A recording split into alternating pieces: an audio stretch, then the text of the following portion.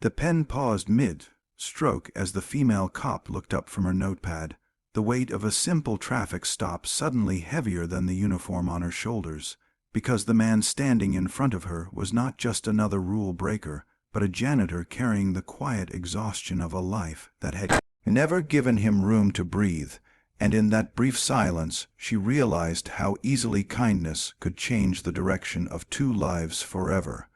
Before the story goes any further, take a moment right now and like, comment, share, and subscribe to the channel Grandma Dearie. If you believe in kindness, second chances, and stories that remind us we are still human in a hard world. He had been parked just a little too close to the curb outside the city park, his old cleaning van angled awkwardly as if it had given up trying to look respectable. The janitor's uniform was clean but faded from too many washes, the knees worn thin, the sleeves rolled up because he had learned long ago that no one else would make his job easier. His name was Daniel, though few people ever asked. To most, he was just the man who emptied trash cans before sunrise and scrubbed floors long after everyone else had gone home. That morning had already started badly. His daughter's school had called about overdue lunch fees. The landlord had left another warning notice, and the van had begun making a sound that promised another repair he couldn't afford. When the patrol car lights flashed behind him, it felt like the final proof that the day had decided to be cruel.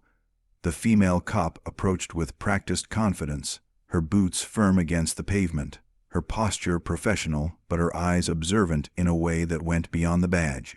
She noticed things most people missed, like how Daniel's hands trembled slightly as he handed over his documents, or how he kept glancing at the park playground where a few children laughed freely, a sound that felt foreign to him.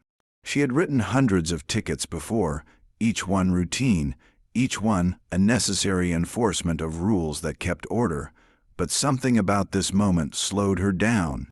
Maybe it was the way Daniel kept apologizing even though she hadn't accused him of anything yet, or the way his shoulders sagged as if he expected disappointment as a natural law of life.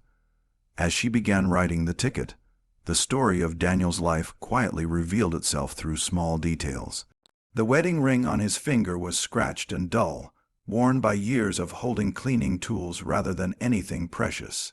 His eyes carried the tired patience of a man who had learned to swallow pride because pride didn't pay bills.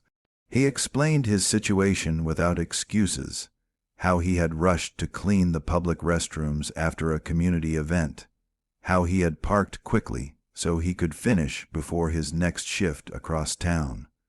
There was no anger in his voice, only a quiet hope that being honest might count for something.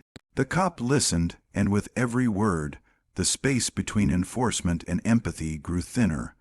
Life had not been gentle with Daniel.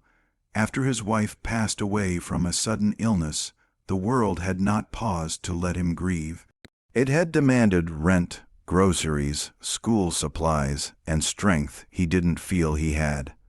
He took extra shifts, cleaned places no one wanted to acknowledge, and smiled politely when people walked past him as if he were invisible. The ticket in front of him felt less like a punishment and more like confirmation that no matter how hard he tried, the rules of life were written for someone else. Yet the female cop hesitated, her pen hovering again, her thoughts louder than the traffic passing behind her. She found herself thinking about her own journey, about why she had joined the force in the first place. It wasn't for power or authority. It was because she believed rules should serve people, not crush them. Looking at Daniel, she saw a man doing everything he could within the limits he'd been given. The ticket suddenly felt like the wrong ending to this scene. She finished writing, but her expression softened, and she added a note that turned a fine into a warning, something that would not follow him home like a shadow. In a moment of unexpected honesty, she let slip a comment that revealed her humanity, a light-hearted remark about how life sometimes places walls between people who might otherwise connect, quickly clarifying that she respected the commitment symbolized by the ring on his finger. Daniel didn't fully understand what had just happened, but he felt it.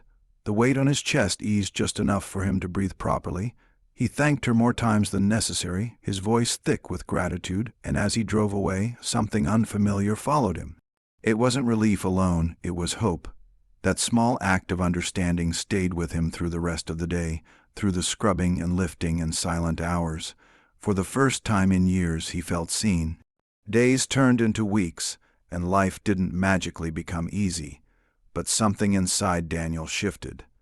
He began carrying himself differently, standing a little straighter, believing just a little more that his efforts mattered.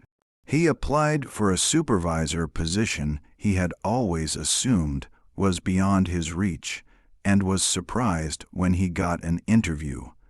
The confidence that answered the questions came from that single reminder that he wasn't invisible. Meanwhile, the female cop found herself thinking about the janitor too, not romantically, but reflectively, as a symbol of why compassion belonged in her work. She started taking extra moments during stops, listening more, judging less, and those small choices rippled outward in ways she would never fully see. When Daniel received the call offering him the promotion, he sat alone in his van and cried, not because the money would help, though it would, but because someone had finally believed he was capable of more. He went home and told his daughter that night, watching her eyes light up with pride, and in that moment, the memory of a simple warning instead of a ticket felt like the first domino in a long line of change. If this story is already touching something inside you, please pause for a second near the end and show your support by liking, sharing, and subscribing to Grandma Dearie. Your engagement helps keep